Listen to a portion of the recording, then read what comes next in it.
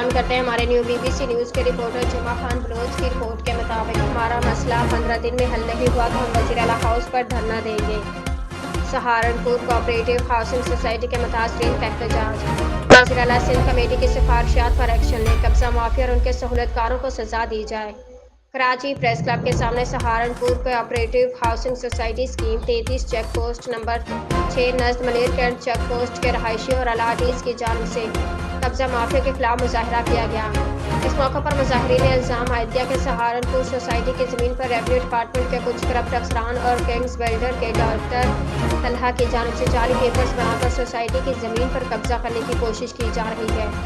ہم الحکام سے مطالبہ کرتے ہیں کہ سوسائٹی میں ان کے گھروں پر قبضہ کرنے کی کوشش کرنے والے کنگ بلڈر کے ڈاکٹر طلحہ اور ان کا ساتھ دینے والے ان کے فرنٹ مین محضر شاہ گیلانی اور پیر آصف شاہ کے خلاف قانونی کارروائی کی جائے اور سوسائٹی کی زمین کو ان قبضہ مافیا سے تحفظ فراہم کیا جائے۔